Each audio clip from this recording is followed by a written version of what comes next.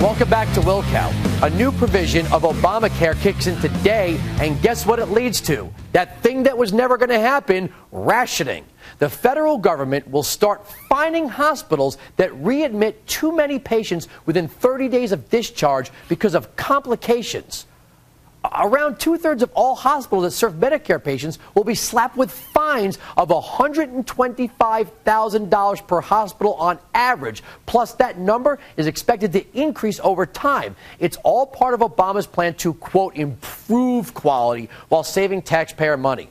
Here's the translation. Obama is saving money by rationing. Here's why. The new rules leave hospitals with two options. One, they're going to have to let patients stay longer to prevent them from coming back after 30 days, which is going to cost more money than it originally should and is going to take up more of the doctor's time, which means they won't be able to see as many patients that they already have, or a projected shortfall of 83,000 doctors by 2015. Thanks to Obamacare, this new rule's only going to make it worse. Here's the second option. Hospitals aren't going to see a patient with complications after 30 days out of fear of getting fined.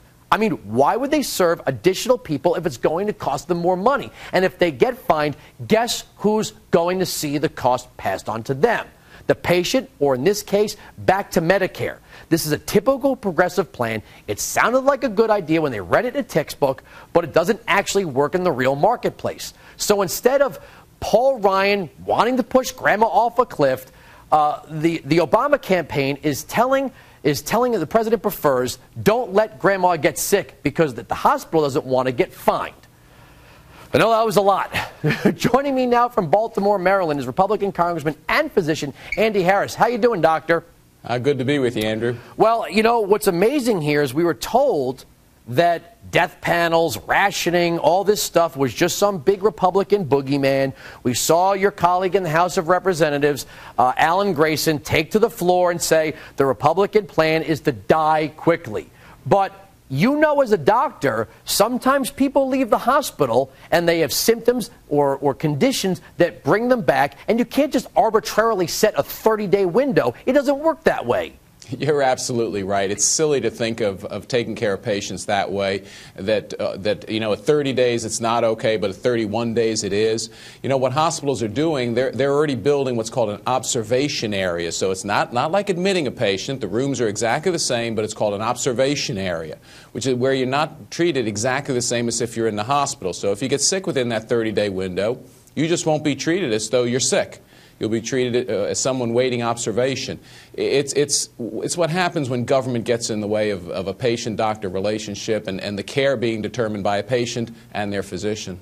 You know what's frightening is a lot of elderly Americans really thought that the Democrats had their best interests at heart. But if you watch speeches given by Robert Reich, the former Labor Secretary, and Obama's choice for the Center for Medicaid and Medicare Services, Dr. Donald Berwick, they speak openly of the redistribution of wealth and this quality of years adjusted formula that's used in England through the National Health Service. If the plan or the spending or whatever is expected doesn't fit some template of how long you're going to live and how happy you're going to be living that length, they just deny it to you, even if you're a taxpayer who paid to receive Medicare.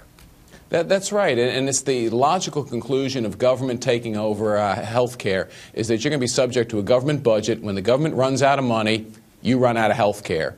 And that's the way it is. And with Obamacare, you know, it's expanded to cover 10 to 20 million more Americans on the backs of Medicare patients. That's where the savings are going to be, and it's going to end up in backdoor rationing, no doubt about it.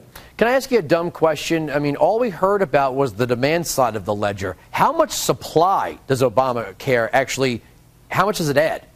Oh, very little at all, and my physician colleagues are very, very worried about that. They already can't see patients, take the adequate time to see patients right now with the physician shortage there is in the country. It'll just get much worse, and the plan really does nothing to take care of that. It makes, like a lot of things that this president's done, it makes a lot of promises that sound good on paper and just don't get delivered in the real world.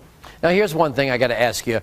For some reason, progressives and Democrats think you can make something more affordable by making it more expensive. So they've added this medical device tax, which is going to push up the cost of medical devices. When the medical devices cost more than the government's willing to spend for the individual recipient, they just won't get it. So they are knowingly through government, through this added tax on medical devices, driving up the cost of medical devices, then they're going to end up denying the medical devices out of the cost that they drove up themselves. Absolutely. It's crazy. Why would you tax something that's so beneficial as an innovative medical device?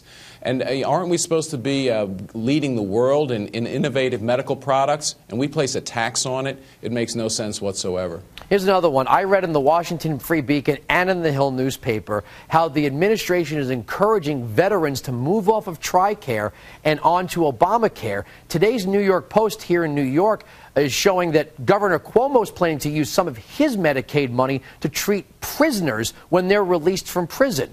I find it fascinating that we make a promise to our veterans. They serve our country honorably. When they're discharged or they retire, we're going to put them in the same pool of people who are hardcore criminals and say that's fair. It's unbelievable. You know, as someone said, I guess crime does pay. You know, you have millions of Americans uninsured, and you're going to make a priority insuring ex-convicts. It just doesn't make any sense whatsoever. But again, you know, the liberals, progressive folks want to do that kind of thing. And every American ought to be watching very, very carefully to schemes like that. Now, I mean,